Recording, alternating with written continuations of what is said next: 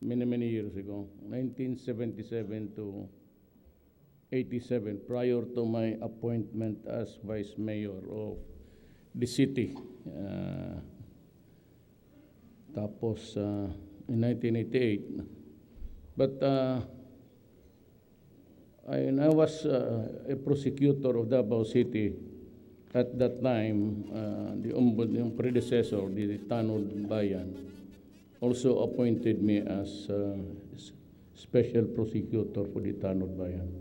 So I got a lot of experiences yung panahon na yun, touring Mindanao, prosecuting cases, and I find myself back in the department where I started my career in government. The Secretary of Justice, Aguirre, the second, the members of the House of Representatives, officials and employees of the Department of Justice, mga kasama ko sa gobyerno, mga mahal ko na kababayan. No, it's raining hell outside, cats. Tapos, I get to read about 3 pages. Nabasa ako, tapos ito lang. You know, I think yet you deserve more. But more money, ibig kong sabihin, yung hinihingi ninyo, yun rin ang hinihingi namin. The perennial and maybe generational problem sa gobyerno is actually pera. And because of sometimes an enormous problem crops up in your life, huwag kayong ma-insulto, kulang talaga. If one gets to be, may mga ano sa pamilya, cancer, gano'n, talagang kulang. And I have experienced it also. But somehow we manage. Now, let me just be clear. There's a lot of publication about my millions. Kayong nakakilala sa akin from Davao, alam ninyo yan. But, you know, my father was governor when he died. At least alam niya maghanap buhay because we had a nice plant and a lumber yard. Construction was booming at the time in Davao. It was a developing city. But when he died, we could not agree with each other, the brothers and sisters, so we decided to sell all. Yung nakuha ko, substantial, at sinabi ko, if I authorize everybody as in everybody, to look, to dig into the IBAA, Insular Bank of Asia and America, let's say the Union Bank now, you'd find there that yung fourth year pa kami, I had $1 million already. Yan ang totoo.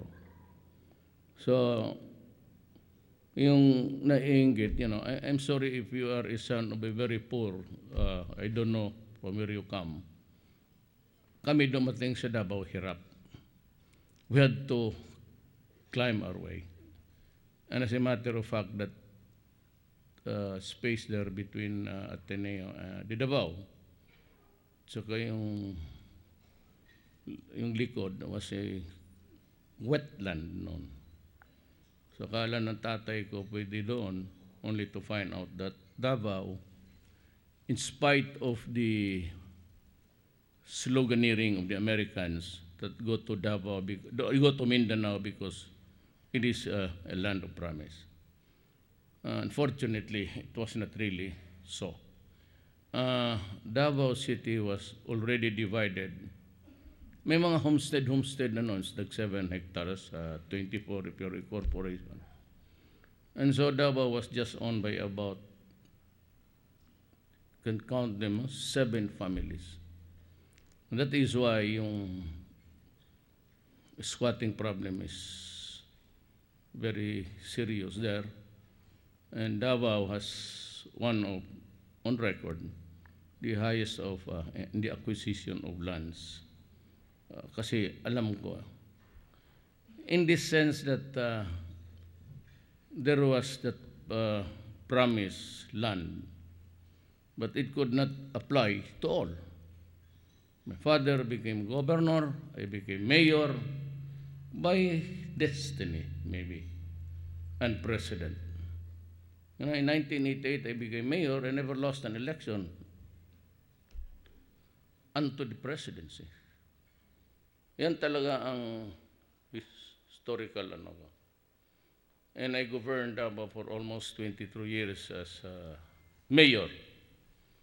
And I challenge everybody, go to Davao. It has posted the highest this year, growth rate of 9%. When we took over the reins, just right after martial law, Davao was just growing economically by 2%. Ang growth rate ang sa human, ang mataas. So, because you know, the proximity Mindanao and the Visayas, a lot of them went there to find out and for the greener pasture. Some made it good, others became rich, enterprising, but mostly yung lupa ng Davao. A bit of history para malaman ninyo. Ang Tagalog, kasi yung Bureau of Lands, nandito. So when they started to, and I do not blame them. Actually, at that time, in the 48, 49, 50, we went there 48. Malaki masyado ang Davao. Well, because maliit ang tao. Now, Davao is so small because of there's 2 million people in it. And they need land. Kaya that's why pati ako, hindi naman nung sabihin na tumayo ang tatay ko doon na talaga wala kami matulugan. But he tried, kasi wetland eh. Pagatpatan ang tawag dyan sa Bisaya. So, yan. Pero kung abogado yung tatay ko, he practiced na. Kasi itong mga unbelieving, pati the dirty minds, wala akong magawa sa inyo. I mean, I am not, ayaw ko magyabang, pero yun hindi akin yun. And even during the campaign, 211 million. That's a bullshit. Alam mo, sa totoo lang, I've given the waiver. Kung tinignan lang nila noon, I was ready, and I am ready to step down. Now. Kung kami makaturo lang yan totoo, na meron akong deposit baski $1 dyan sa Hong Kong, I will step down as President of this Republic. Wala akong problema dyan. I've always lived by, I would not call it, I lived by the values na nakuha ko sa tatay ko pati nanay ko. And that's the same thing that I giving to my children. Now, mahala na sila. Kanya-kanya na sila. Kaya isa, mayor na, nanununtok pa nga eh. Ewan ko kung may kaso yan hanggang ngayon dyan sa ombudsman. Pero yan ang totoo. I have to tell you the story. It's not a sad one. It's just a factual thing in my life so that we can understand each other. I was a prosecutor. And as a special prosecutor of the town of Bayan. Look at my records. Tingnan ninyo yung record ko. Tanong kayo ng mga taga-Davao.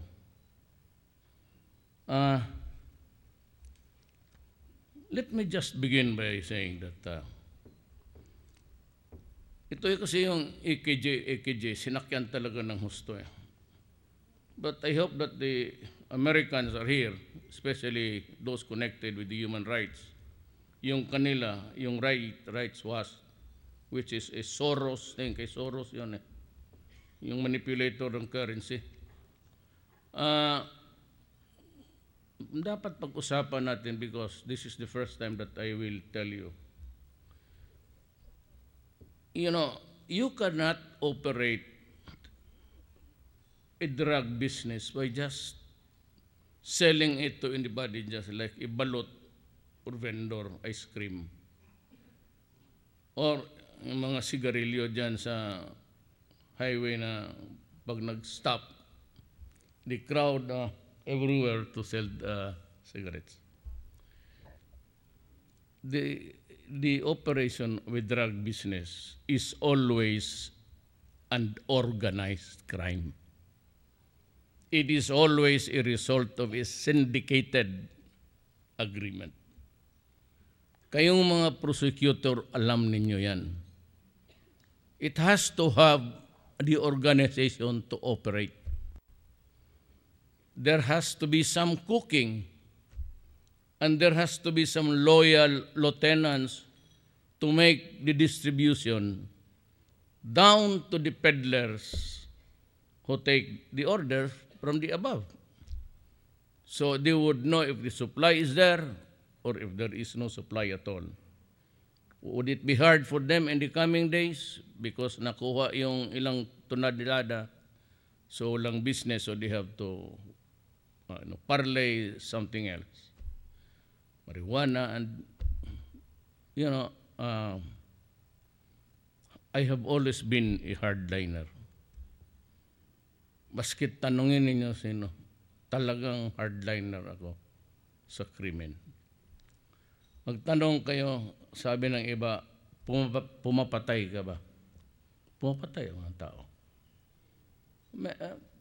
Many times, 3 months into the presidency, I had this encounter with, and it was covered by the networks. So, yung sabi kayo that killer, anak ng, nandoon nga kayo eh. ABS-CBN was there and everybody.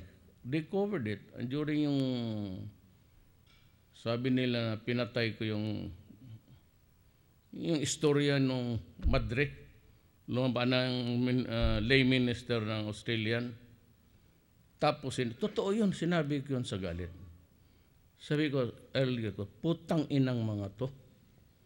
Tignan mo mga ulo. Mas nauna pa sa magandang babae. Kasi yung, tinuro ko yung lay minister. Kasi sa Pilipino, exotic talaga yung puti. Maganda talaga yan. Ganon ang, it's always the reverse. Kung ikaw magpunta ka doon sa mga puti, gusto ka rin nila. Because it is an exotic thing. Sinabi ko sa galit ko, it was a derogation of their manhood. Putang inan to, kapangit-pangit, ito pa ang sinagot ng Miss Philippines. Parang ganon. So, totoo yun. Talagang, saka yung, alam mo kasi, hindi ako nagyayabang. Walang ata ng presidente who have had the experience of being taken also as a hostage. Yung sa Dapicol yun. And there was an outbreak. So each prisoner got hold of one hostage. Ang may naiwan kasi doon pagtakbuhan, isang yaya ng bata. Kapatid, ang inanay, kapatid ng yaya. Eh, ang problema, naiwan na hostage. So, kinabukasan, to Sunday, Corazon Aquino called me. So, what's happening there? I said, bakit, ma'am? Pati hindi mo alam. Sabi ko, no, ma'am. Ayan, siguro ang proximity, baka akala niya dyan lang sa kanto. Sabi niya, why don't you find out for it kung ano nangyari doon? So it was a breakout na kidnapping. Tapos, they were able to commander. Yan ang hiningi. Ang gago rin ng mga tao doon sa penal colony, which is kasama natin dito. Bumigay kayo eh. Yung penal authorities, bumigay, pumayag na sumakay. They were able to take control of yung saraw. No advertisement, but yung saraw na matataas sa probinsya. So, doon sila. So, I got the chopper of the armed forces. Pumunta ako doon. Sa harap talaga ng kidnapping. It was going on. It was evolving to be a kidnapping incident. But sinabi sa akin ng sundalo, Mayor, yung bata, mamamatay na, blue na. Tinignan ko. Diretso ako. Pumlamapit ako. Sabi ko, tignan ko lang yung bata. Blue na. Sabi ko, kung bitawan mo yung yaya pati bata, ako ang magpa-hostage. So I was hostage. So kaupo kami, the human waste, doon na. So overnight, pati hapon na ako dumating. So nagpapalak-palak yung sapatos ko. So it was a messy and a terrible, a horrible condition inside the kumakain kami ng pandesal sa kasama na ako. But nung alas 4 na sabay ko, total ako hostage ninyo. Why don't we go to my office? At para mag-usap tayo. Makapaglinis yung mga babae, pati kayo. Kasi may banyo sa City Hall. Pumayag. Imagine, ako yung mayor, ako yung hostage sa City Hall ko. Kaya tiniis ko lang. Putang ina ito, bantay ko yan. Tapos nung nandoon na, nag-surrender ng iba, may 6 na inaiwan. Umuwi ako, ito, buhay pa naman sila lahat eh. Si Kalida, si Mayor na Obhagono, yung Chief of Police noon. Doresa, who was there. Galicia, the Chief Prosecutor of our place sa City Fiscal's Office. Sabi ko, pag hindi dumating ang nanay ko, hindi makita, yayariin ko itong, total ang hawak nila, knife lang man. Baka distansya lang ako ng mga 2 meters, ubos to. Then I called my brother, Binamin. I-shooter yun eh. Hindi ako magkumpiyansa na iba ko, tayong dalawa na magpasok. Alalayan mo ako. Sabi ko, barilin natin lahat. Narinig ni Doresa. Yan nga sa peace process. Si was si congressman din. Tumawag siya kay Aquino. Walang iba. Siya yun. Wala, hindi ko narinig. Pero wala mang ibang may access kay Aquino. Sino? Piskal? Walang Galicia, walang access yun. Yung Chief of Police. Siya lang yun eh.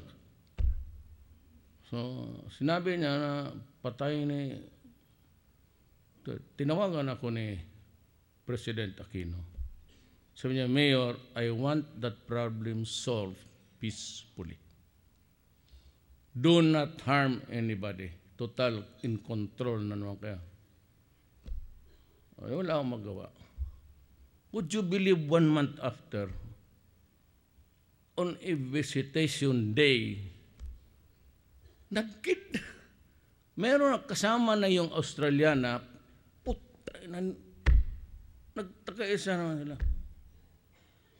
Tapos sinabi ko, pagdating ko, naghanap sila sa akin. Di pumunta ako, sabi ko, sige, mag-usap tayo ulit. Sabi nila, wag, Mayor, hindi na ako pinayagan ng PC noon kasi yayariin ka talaga. Bakit? Inong negotiation, sabi kasi nila, wala kaming kaso nito. Sabi ko, wala to, hindi to kasali. Bale, experience lang to. Mapardon kami. Sabi ko, mga next week yan. Istorya mo lang yan. When life is in danger, you can't promise even the throne of Satan. Ikaw na doon, paupuin ko. Itong ina mo. So, wala ako ng oo. Ngayon, sabi ko, pero wag mong galawin yung mga babae. Usap kami. Binigyan sila ng, sabi ko, yan ang hingin ko, do not harm the women. Because sabi ko talaga, pag may mangyari dyan, papatayin ko kayong lahat. Anong gabi, sabi ng mga sundalo, there were a lot of shrieking, crying. Talagang nirape kung ganon. Ngayon yung first na lumabas na babae na ginawa nilang cover, nakita ko yung blood stain sa skirt. Sabi ko, mga animal na to. So nung nakalabas yung patay na, bata, patay na, kasama ng basita doon nga ng tatay sa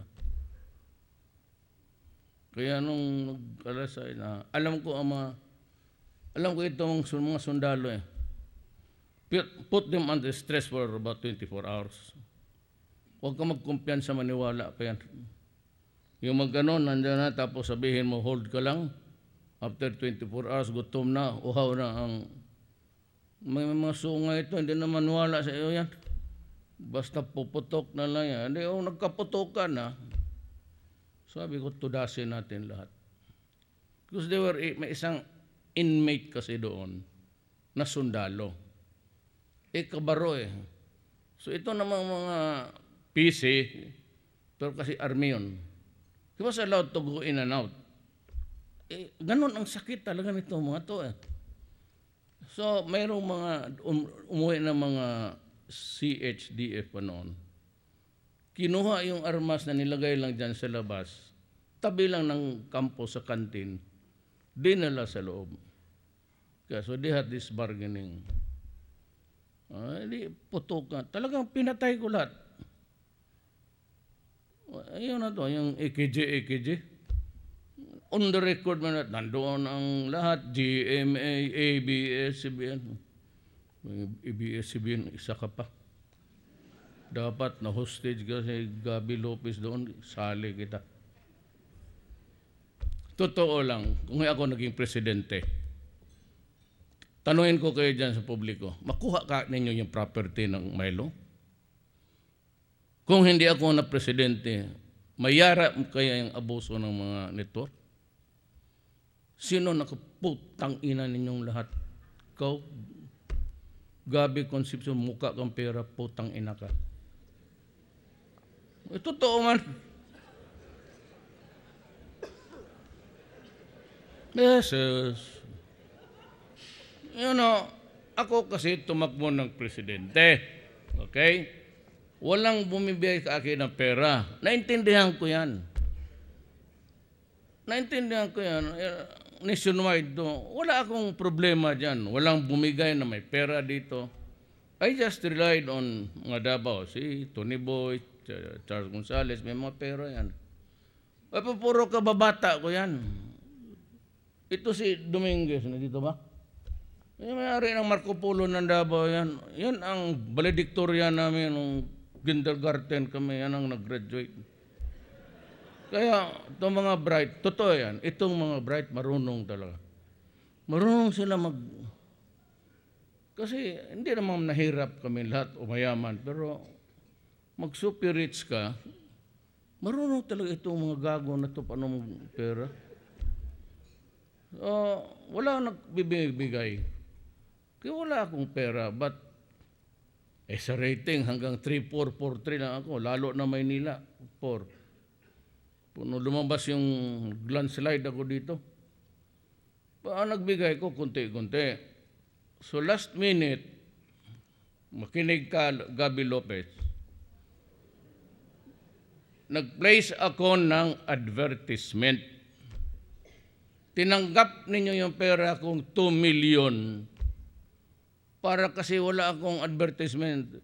Kita mo yung sa debate, yung debates, tapos every break, sinisingitan nila ng propaganda ng mga kandidato. Ako ang wala. Kasi wala man akong pambayad. Ngayon, tinanggap ninyo ang pera ko, but you never showed the advertisement.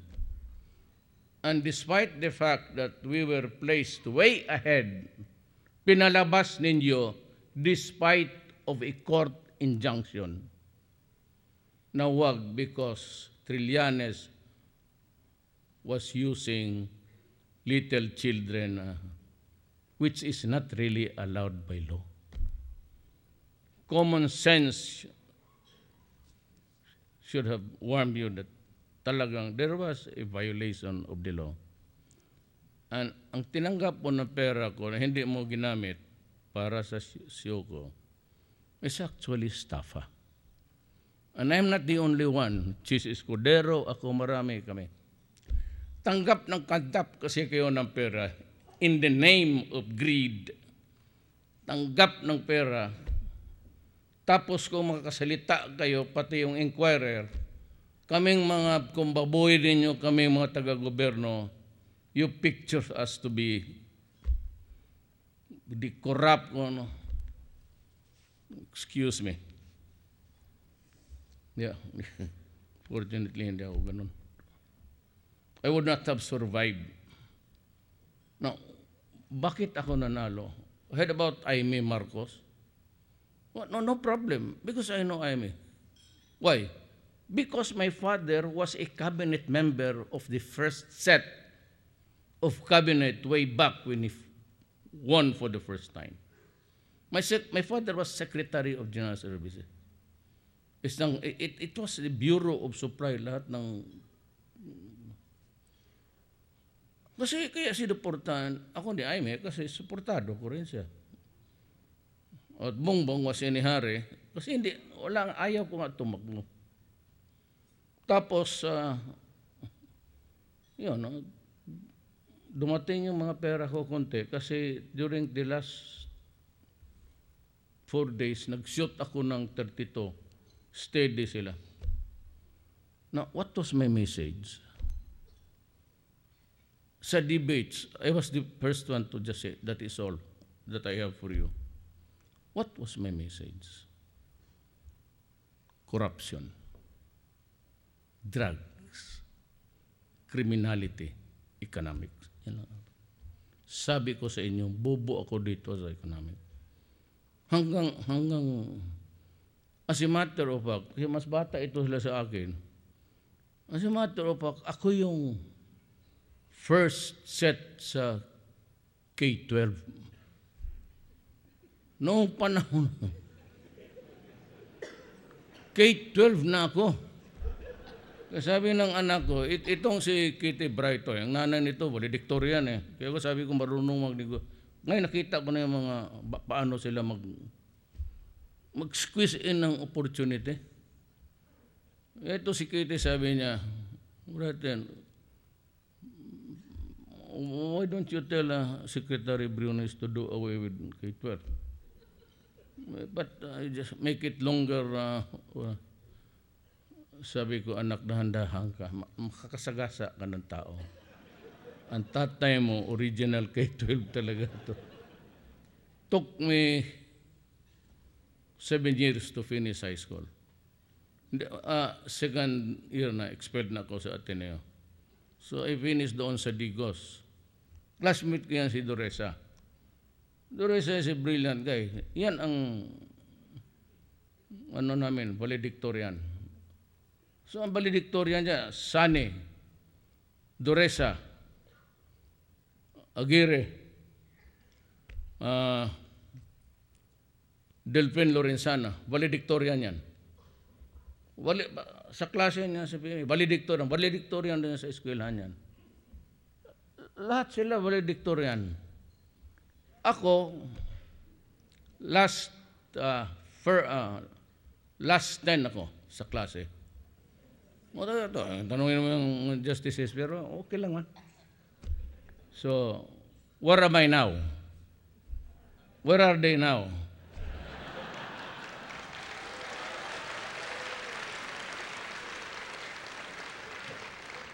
Valedictorians,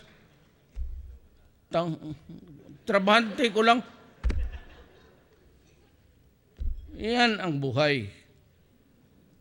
That is the... So, sino ang congressman ko? Nograles, pati ito si Lord Velasco. Kay kaibigan, Jaime Abet Garcia.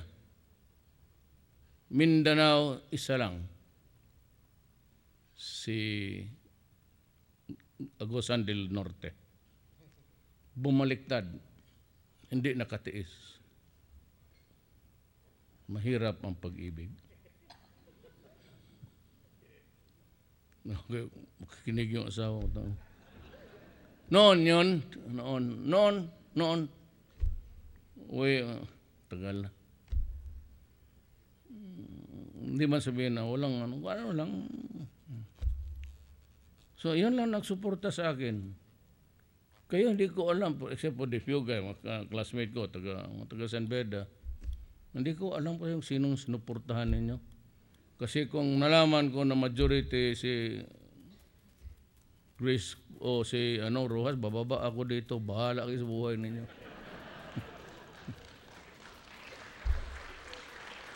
Now, let me begin by just saying, I'm revealing for the first time to the nation. Drugs can be operated only by one means.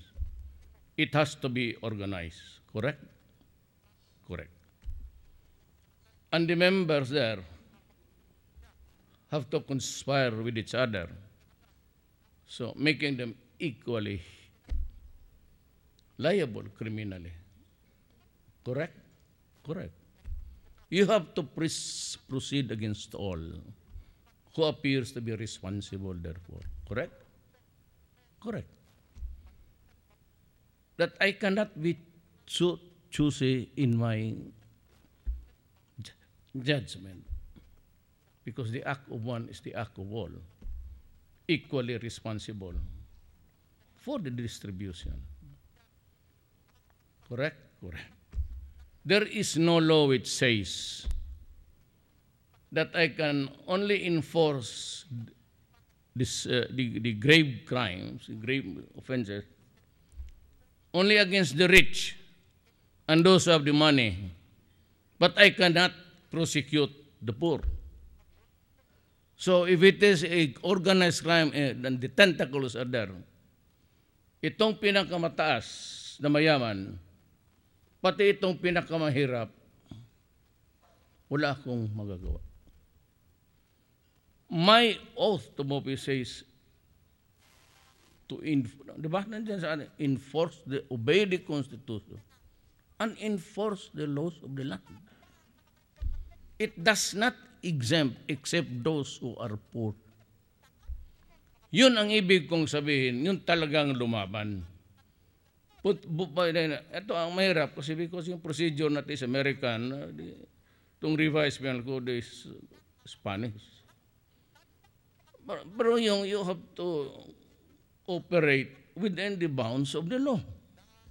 I will not tolerate people shooting children, and I will never allow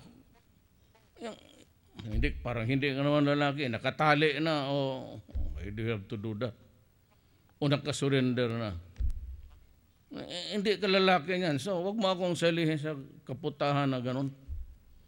Ang utong ko is that go out, enforce the law against all, and you have to take the guy into the custody of the law.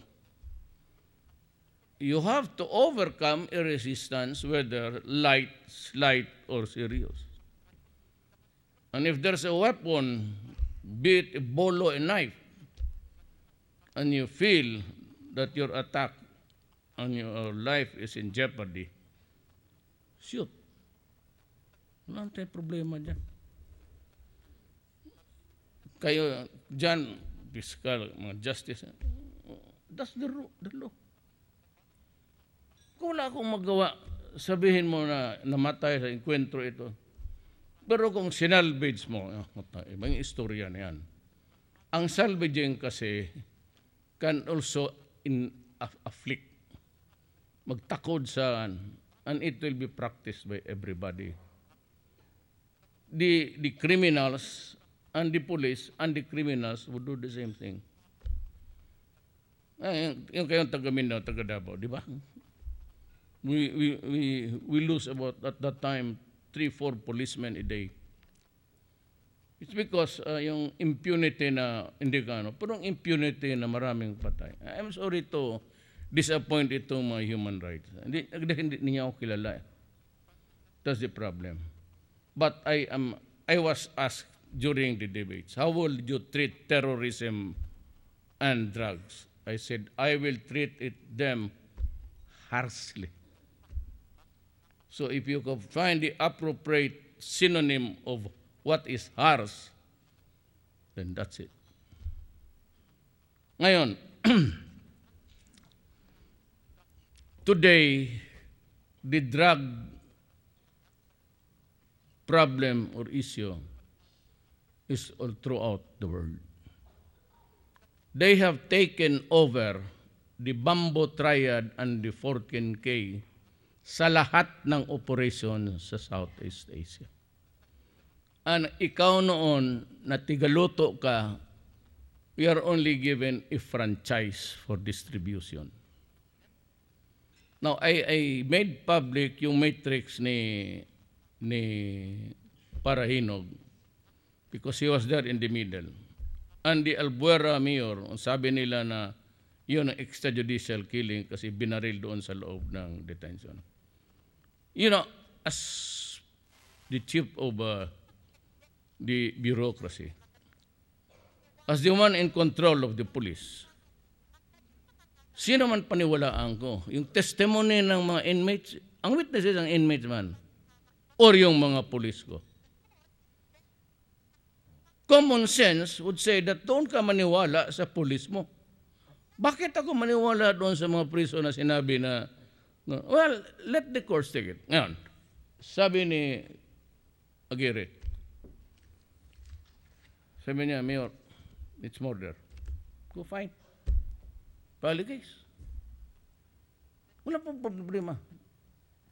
Pero I will protect people who are really doing their work.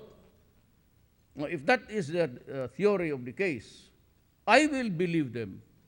Kasi police ko yan.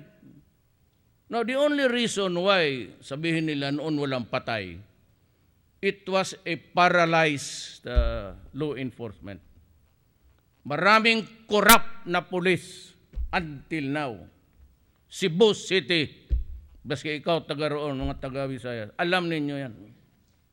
Manila, sinabi ko, totoo, I almost became a liar because I said that I will finish the job 3 to 6 months. But when I became the president, when I had already access to every information, anak ng 9 generals of the police were involved. And believe me, 2 months into my term, first 2 months, hindi pa kami nag-operate kasi kapa ako ng kapa. Sino ba dito sa Metro Manila ang corrupt? But there were already a series of killings. And alam mo kung sinong namatay niyan? Tignan mo. Hindi pa kami nag-operate. And hindi ko lang masabi, sino yung namatay? Bakit sabi ng mga punerarya, puno na ang walang claimants? Well, my God, because they were all aliens. Alam na ninyo kung sino yan. They were operating and the police itong courts nila knew them. Kaya napuno yung punerarya, walang nag-claim because they were strangers in our land. 2 months after na set up ko, yun na. Well, kung may if there's one stupid policeman there killing, ganito yan eh. It does not apply to the 2 deaths in Caloocan. I will disabuse your mind. But ako, ayaw ko gustong sabihin, Senator Pangilinan is my friend. At may utang na loob ako dyan kasi itong anak kong si Inday, yung mayor ngayon, when she was grade 6, grade 5, sabi ko, anak, anong gusto mong birthday gift ko sa iyo? Sabi niya pa, gusto kong makasama magkain kami ni Sharon Cuneta. Mag-isang anak ko lang yun. Ngayon, 2 na ang anak ko, ang babae. Kaya may reserva naman ako, isa. May pangalawa na akong asawa. Yan si Veronica. Sabi ko, right, yung nanay niyan, valedictoria niya. Walang bayad-bayad sa eskwela. Nilet na yan. Kaya yan,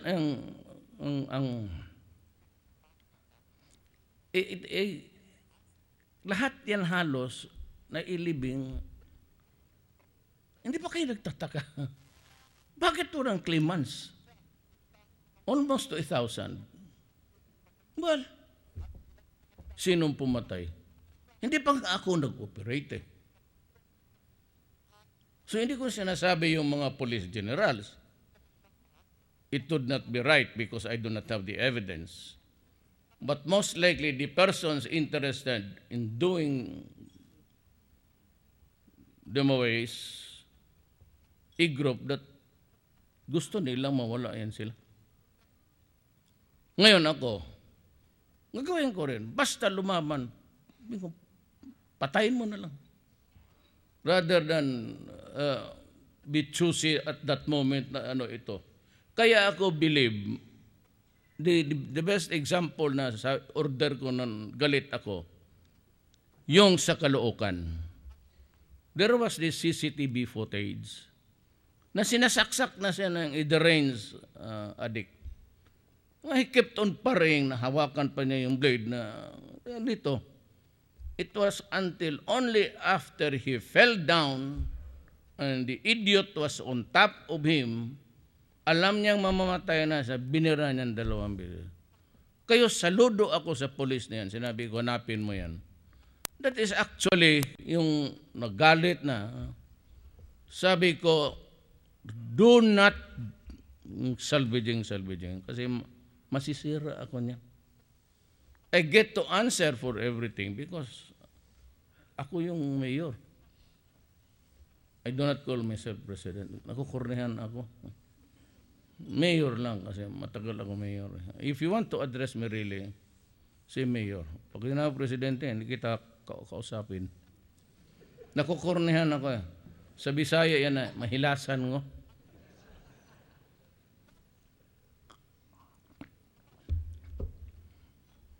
Itong drug ngayon is being operated by the 14 King. Bamboo Triad. They have taken over. They are cooking the shabu on the high seas. Tapos, itatapo. Kita mo sa region nun, maraming mga bins na empty, may Chinese character. It's actually Taiwan, and lahat na. And I cannot blame the Chinese government or the people. Because we were doing it here before.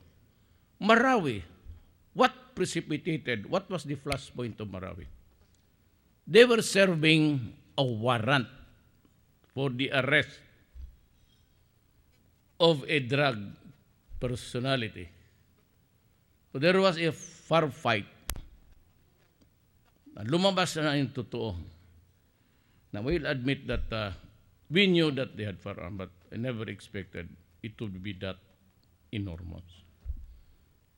On the 3rd month na tayo going forth, they have still the ordnance and the bullets at ang lahat.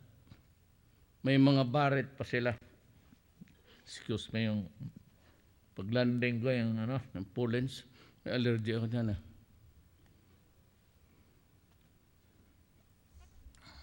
Yan ang problema. Ang kawawa nito ang Amerika, tignan mo. They will take back yung pang-ano nila sa akin. Kasi yung heroin, Travis, dito ang shabu lulutuin lang yan. The favorite talaga nila is cocaine and heroin. It's grown organic. It's a plant poppy. Kaya hindi masyado masira. Pero itong shabu, alam ba ninyo yung shabu? Ang tubig na, tubig ng baterya. Yan sa baterya. Yan. Hindi yung tubig, tubig ngayon, tubig na lang yan. Yung original na baterya natin na luma na acid na if there's a spillage, you see something bubbles. Ngayon, ang transshipment is Philippines. Ganito ngayon. Genetically, I would say that ang Amerikano talaga ang the richest market. I don't know why, but itong atin, maliit lang to. Sila lahat, pati artista, Hindi ka, baski tayo dito. Kita mo naman yan, kita mo parang gunggong.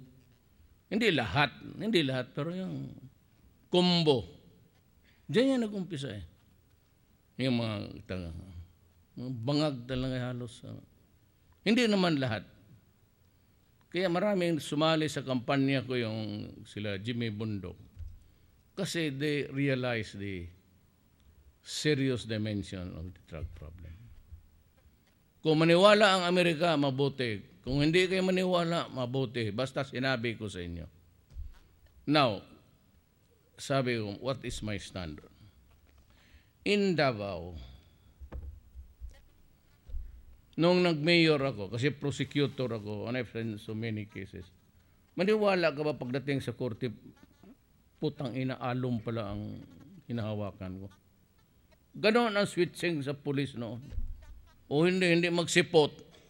Kaya pinapa-aresto ko talaga. Hindi ako papayag yung sabi na doon, taken for granted yan, na is absent on a mission. Putang inang mission ka, halika dito. Your Honor, I move to side this idiot in contempt. Kaya ako pumapayag ng ganon. Nung piskal ako, walang pulis-pulis. Anong pulis? Let's ka. Testify ka dito. Kaya, nung nag-mayor ako, alam na nila. So, nung I was trying to, I am a president. I build a nation for the human rights people. But I enforce all the laws of the land. And I have to enforce it even if it is not to your liking. But I'm telling you well in advance that yung kayong nandito, it's a political thing doon sa Davao. Because nung sabi ko sa Davao noon, first time became mayor, alam ko na ang droga. At alam ko lahat because ang tatay ko nga gobernador. So alam ko ang laro. I could get my information from anybody, from anyone, kasi alam ko yun. So I said, do not destroy my city because I will kill you. Do not destroy the youth of the land because I will kill you. Alam mo tayo dito, walang milyonaryo sa atin. Sino bang? Wala talaga. Isa. Dito, si congressman. Pero, Delpen Lorenzana, nakilala ko to siya. When I was mayor, he brought in the 2nd Ranger Battalion ng Scout Rangers. Siya yung nagdala doon, kaya nakilala kami. And after that, we became friends, but bumilib ako sa tao. When I was shopping for my cabinet, I remembered him. Talagang honest, tapos stricto. So, matagal na yan sa Amerika siya. Alam ko siya, agent yan siya. Pero okay lang, sabi ko. Kasi magbulahan naman kami dalawa. Ito yung sabihin mo sa kanila. Ako, many issues ako dyan sa ano. I do not hate America. I mean, wala akong dynamics sa mga tao. As a matter of fact, yun si asawa ko nung ngayon. Masa na OFW. Kaya lang sa bisita ko doon. One time, nabisita, pag uwi ko, sabi niya, buntis man ako. Kung naloko na. Uwi ka na lang dito. Ano man, po yan kasimple ang buhay ko. Magpunta kayo, makita man yung bahay ko. Bakit? Magtiis kaya kung meron. Ganito yan. Yan, tingnan ninyo yung iba Pinasok ko yan sa double your money. Tingnan nyo, I encourage every one of you. Sabihin mo lang, pakisilip yung kay Duterte. Kasi yun, I was a prosecutor in a very troubled place. Ayun nyo, napatayin talaga ako. Kasi sabi ko, one of these days, matamaan talaga ako nito. But because I love my country more than anybody else, tinanggap ko yung challenge, even yung Tanod Bayan, where I have to travel around Mindanao most of the time. It was really kaya ako noon, pagsabi ko, do not fuck with my country. Because I'll kill you. No, find me a law, international or internal regulation, that says that I cannot say those words as a leader of a country. Is it wrong to say, to protect my country and to threaten you? I have every right to threaten anybody who would attempt or actually destroy my country. I will really kill you. Ito namang masabi ko, walang milyonaryo dito. Bakit? Ito magprangkahan tayo. When you reach 78, 79, 80, 81, 82, pagka nagkasakit ka, yung pensyon natin sa gobyerno, sapat kaya yan? We have to eat. And you have to eat with your family. Lalo na may mga grandchildren, kamaluwang ka sa pera, lalo na sa apo. Paghingi ng ganito, you think yung pensyon natin will last? If you get to live when you retire, would you get to live for 15 years? You think you have the money to support yourself? Who will buy the oxygen for you? Who will pay the antibiotics? Who will put the blood chemistry na? It's 5,000, isang tusok lang. Sino? Sinong maglibing sa inyo?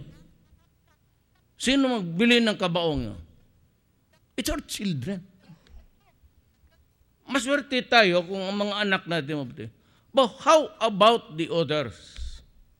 Ang masakit sa akin, maniwala kayo, okay lang pag hindi, yung mga OFW, because some of them endure rape every night.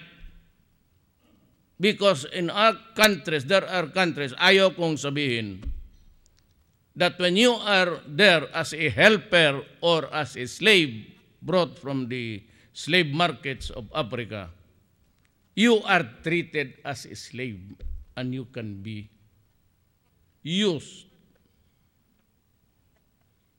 Tapos pinapakain pa basura.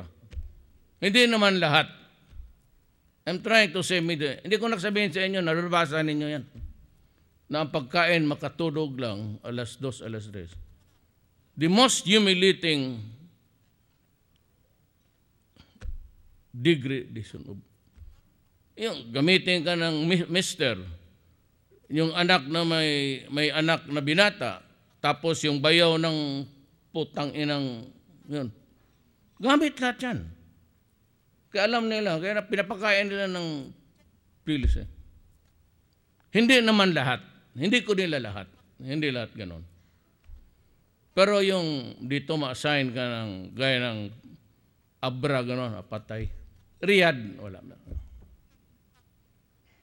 Wala yan kasi. Ngayon, magpakamatay ang trabaho ang tatay sa ibang lugar, he's an engineer construction. Dito yung, they keep sending money, hoping to, na mga anak nila makapag-aral. They are now the targets of the small sindikato, from the big syndicate. Kasi alam nila na ito may steady. Ang market ng shabu hindi mayaman.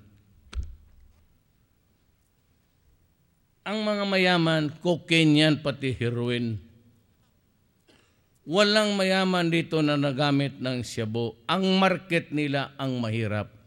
Kunti-kunti lang yan, pero buong tondo, sige man, sandana.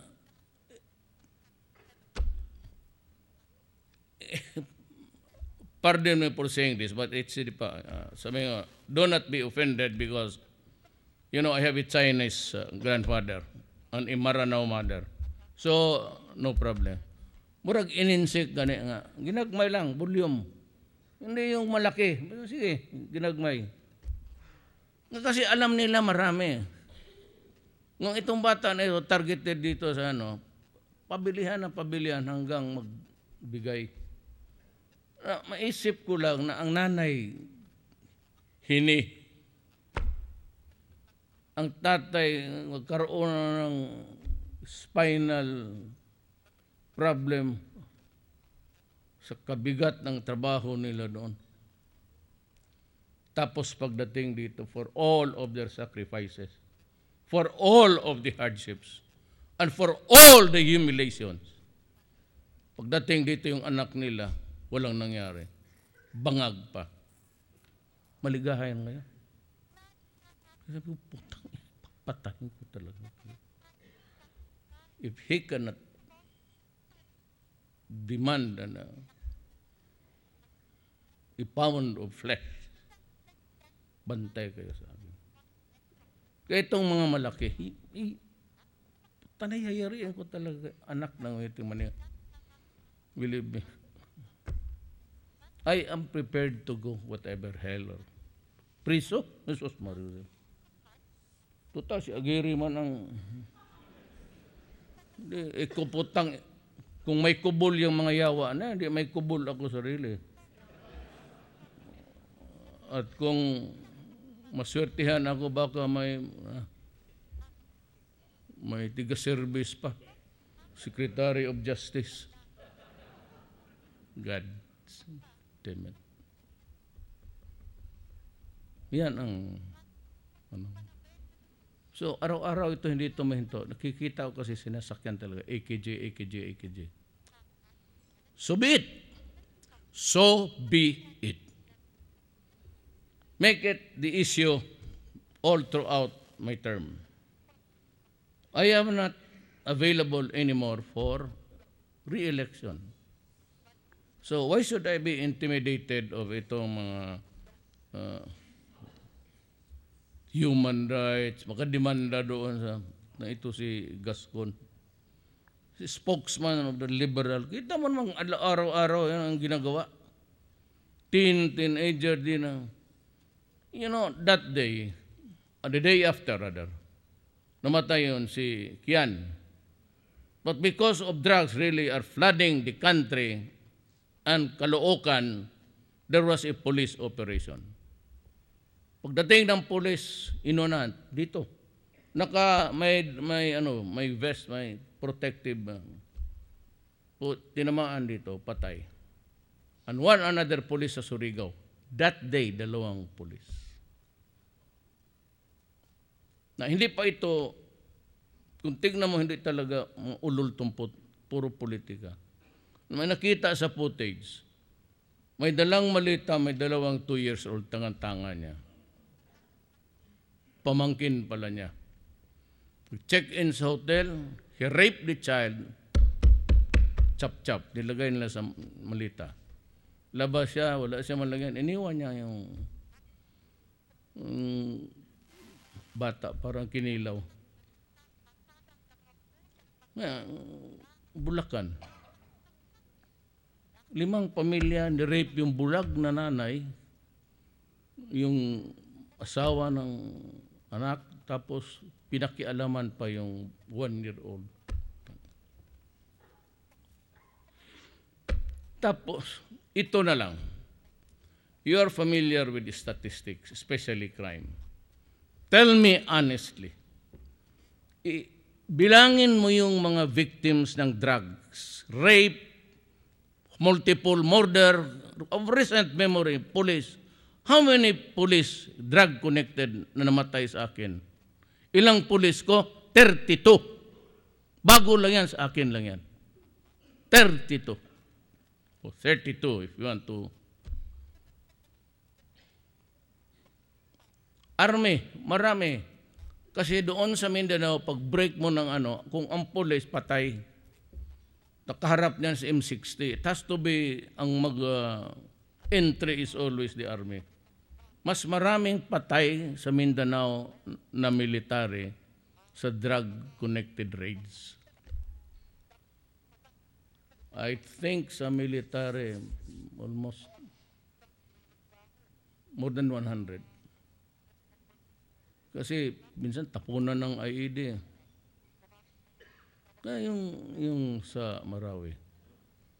Ano ang umpisa noon? Di ba a drug personality was being taken in? And they were not able to do it because lumabas na yung armas.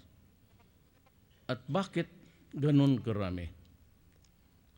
Sabi ko sa inyo, ayan naman si Delfino. Nung ako ang nagtawag ng command conference for the first time, we were talking almost everything, terrorism, threats from the outside. Pagkatapos, there was this drug, pero statistics. Bago magtapos, sabi ko, ayan si Defense Secretary.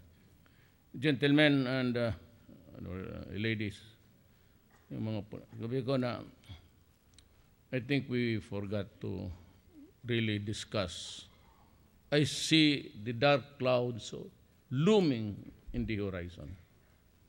And I told them, prepare for the coming of the ISIS and extremism. Extremist na kasi ang Abu Sayyaf. Sinabi ko sa kanila yan. Then I bought plenty of it, ISIS. Binigay ko sa kanila. Lahat sabi ko, must reading. A must read for everybody, police pati military. Basahin ninyo yan. And prepare. Dumating nga. Now, why are it's taking us too long? Sabi ko nga sila, they have to revise the doctrine after this. Mga doctrines nila. Because ang training ng scout rangers, mga rivers, gano'n. But it ain't so now. Kita mo ang gera ng Iraq, Syria, Libya. And it took them to take Aleppo and itong Mosul until now kasi there is a natural cover. Concrete building. So they were positioned there. I've lost about mga 2/3 sa sniping. Nandoon lahat ang Barrett. Yung Barrett that he can take you down in almost a kilometer and a half. Kaya kataman, mayroon sila. Kaya ang casualties ko, bilangin mo na nila yan. What was really funding the terrorism in Mindanao? As I have told you before, repeatedly in my drugs. That is why nagkalat sa Visayas ang malaki. Ang tinamaan, ang Leyte, maraming bangag na dyan. Wala na talagang silbi yung utak. Yung Albuera Mayor, yung si Espinosa, putang inang yawa na yun. Siya yun Eastern Visayas, Western Visayas o dikta. Yung mag-asawa, pinatay dyan sa pier. Galing Batangas ata yun. Then, ito si Mabilog, sumibat na ang loko-loko. Kaya gusto ko nga na mabigyan sila ng briefing, pero national security.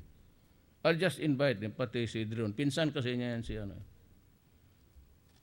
You're worried about extrajudicial killing. Count the number of Filipinos and children who lost their lives for nothing. Except rape. Mayor pa ako.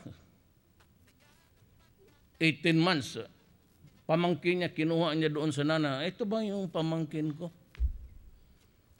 Tapos nawala bigla. Kumusta ka? Kumusta? Maya wala, hindi na makita. So, everybody started to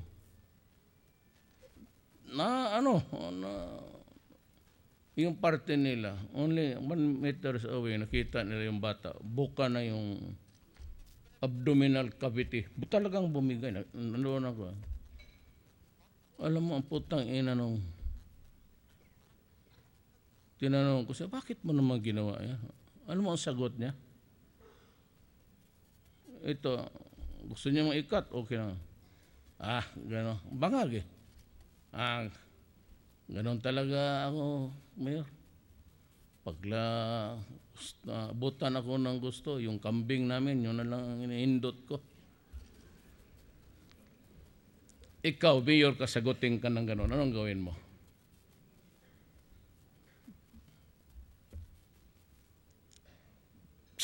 Sagutin ba ako ng gano'n? Sus Maria Josep.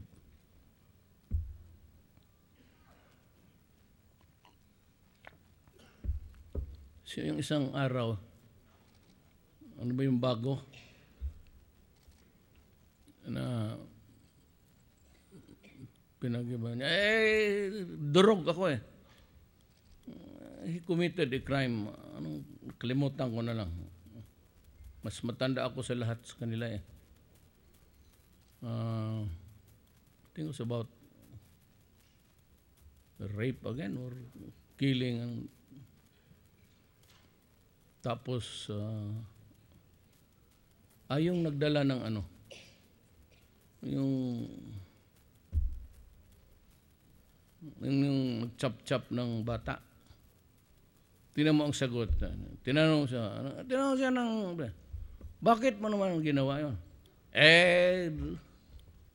Ako, basag ako sa droga eh. Tangina. Buti ka, hindi ka umabot ng Davao. So, ganon ang sagot mo sa akin, pareha ka doon sa hindutero ng kambing. Bullshit kayo. You must have heard me. Well, mga classmate ko, walang kilala nila ako. Mga brats ko kilala.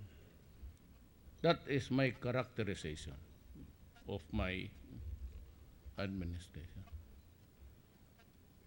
Talagang ako sa crime. Sabi ko sa inyo, there will be no corruption. Marami na akong, even kasama namin, I fired one during a cabinet meeting. Yan kami, kami nibit.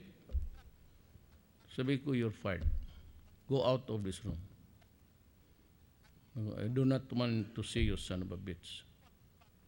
Umalis ka. Yung harap-harapan na lying to his teeth, tapos ganun ang isagot mo sa akin. Lahat ng korupsyon, pati yung si Paner, yung babae na, ganun yan eh, pag pinaalis mo, magpunta ka sa oposisyon. Diba, Sugar Regulatory Board, mag-employ ka ng mga kaibigan mo, ilagay mo 200,000 a month, mga consultants, nabuang ka. Ang sweldo ko nga 47,000. Putang ina. Buti gayon, in-increasean. Naging 100 na.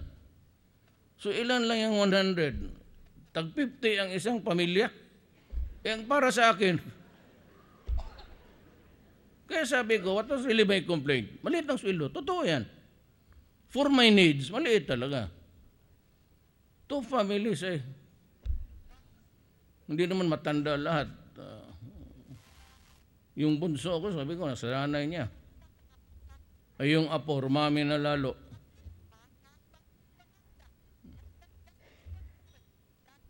Yan si Conchita Morales, kapatid niya ni Mans, son-in-law ko. Pero yung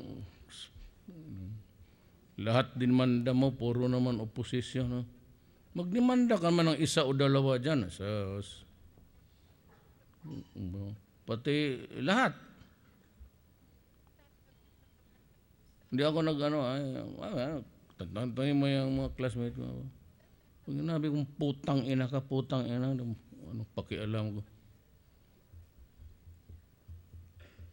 Ewan ko kung, I do not know if I'm an added blessing to the country of the Republic of the Philippines or I'm a burden to the people. But I can assure you, nandiyan na ako, there will be no corruption. Wala yung mga deals na malta. That's why I fired this guy. Going to Austria to buy a bomber truck, 18 million. Sabi niya, grant. Grant is, pag i-grant ka ng pera, when it is a grant and accepted by the Republic of the Philippines, it becomes public money. Even if it's a grant from Austria, if it is public money, you have to go into the bidding process. Wag mo akong bulahin. Mas marunong ako sa iyo. Kaya nga matagal ako sa eskwelahan kasi natuto ako ng lahat ng pagnanakaw, paglahat. Tapos bulahin mo ako. Matalaala ko tuloy si Justice Solidum.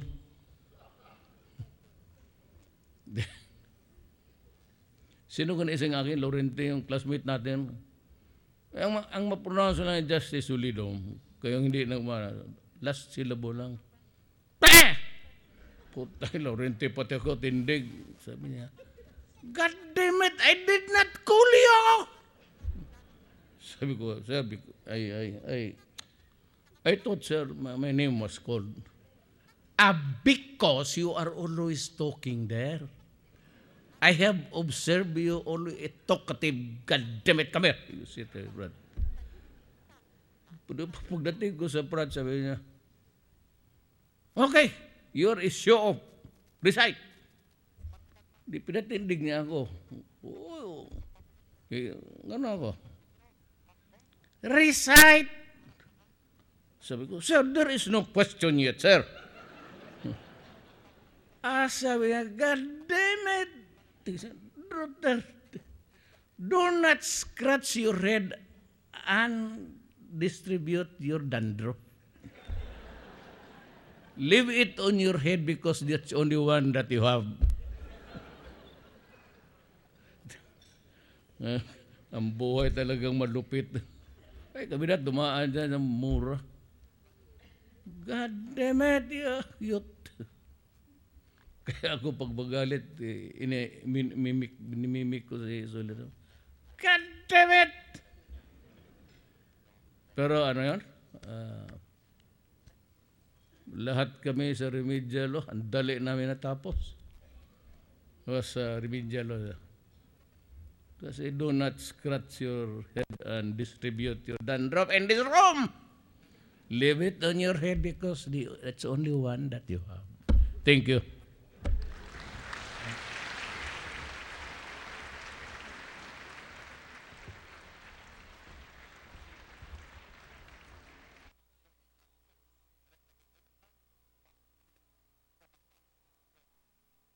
Ladies and gentlemen, we thank the President of the Philippines, President Rodrigo Roa Duterte.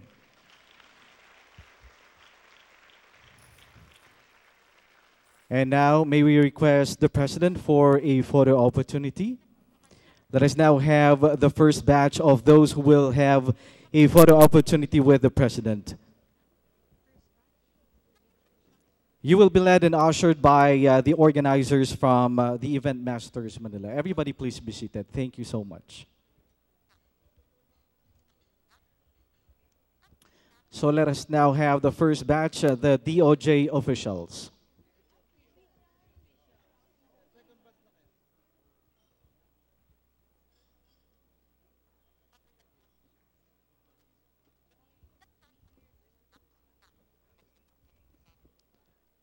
May we also request the first batch of the service awardees to prepare.